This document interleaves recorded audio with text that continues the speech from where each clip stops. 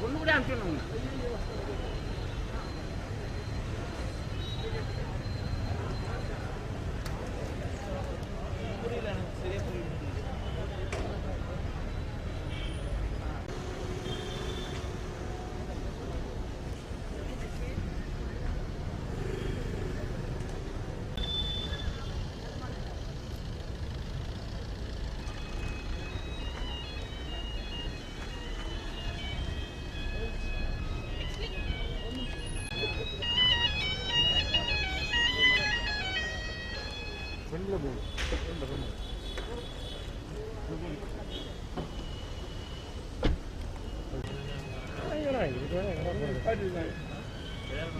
நிக்கவனா உன்ன அப்படி இருந்தா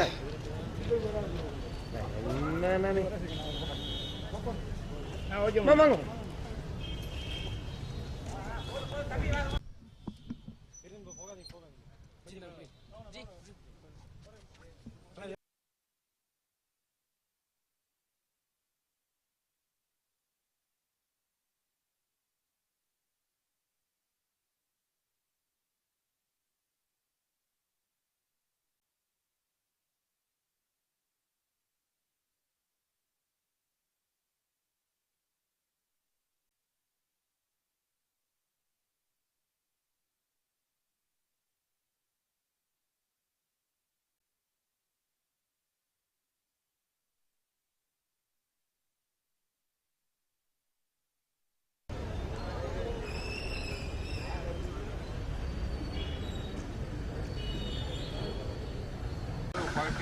UDF தான் சொன்ன. UDF மீன்ஸ் கேரளா காங்கிரஸ் மினிஸ்ட்ரியில ஏற்கனவே காங்கிரஸ் மினிஸ்ட்ரியில இருந்த எம்எல்ஏஸ் மினிஸ்டர்ஸ் அவங்க கிட்ட தான் நான் வந்து போட்டி நடந்துட்டே இருந்தாச்சு. அவங்க இப்போ வந்து அரசியல் இல்லை, ஆட்சியில் இல்லை. அதனால அவங்க வெளியில் நிற்கிறாங்க. அவங்களுக்கு வந்து மெஜாரிட்டி வந்து ரொம்ப கம்மி ஆயிடுச்சு. ஸோ அதுக்கு எல்லாமே ஒரு ரீசன் என்று சொல்லிட்டு தான் இந்த மாதிரி ஒரு த்ரெட்டன் மென்டல் டார்ச்சர் எல்லாமே இருக்கும்.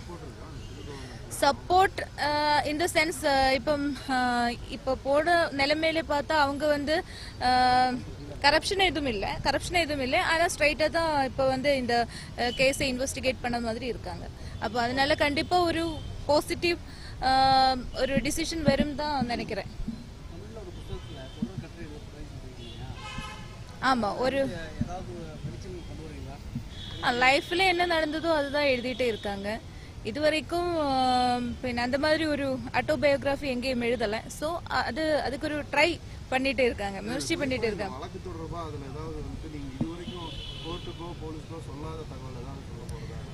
ஆமா, அதுல இருப்பாங்க. இல்ல சென்சேஷன் நத்திங், சென்சேஷன் கிடையாது. அவங்க வந்து அந்த பப்ளிகேஷன் வந்து என்கிட்ட வந்து இந்த மாதிரி எழுதலாம் அந்த மாதிரி கேட்டேன். சரி, நானும் ஒரு 1 month யோசிச்சதுக்கு அப்புறம் தான் அந்த டிசிஷன்ல வந்துருச்சு. ஏன்னா கேரளாவில் நிறைய பப்ளிகேஷன்ஸ் என்கிட்ட வந்து இது கேட்டிருந்தேன். ஆனா வந்து ஒரு அங்கே ஒரு போட்டி இருக்குது. இன்னும் யாருன்னு ஃபர்ஸ்ட் வந்து தமிழ்ல இருந்து இவங்க வந்ததுனால நான் அவங்க கிட்ட இது வந்து சரி அந்த மாதிரி எழுதலாம் நினைச்சுதான் ஒரு டிசிஷன் வந்தது. வேற ஏதாச்சும் இன்னைக்கு இன்னைக்கு 2 கேஸ் இருந்தது. வாய்தா போட்டிருக்காங்க 19/7 நெக்ஸ்ட் மந்த் 19th வாய்தா போட்டிருக்காங்க. பிஜு நாயர் ப்ரெசென்ட் ஆகலை, அதனால ப்ரொசீடிங்ஸ் எதுவும் வரல. ஜஸ்ட் ப்ரெசென்ட் அவ்வளவு மட்டும்தான் இருந்துச்சு, வேற எதுவும் இல்லை.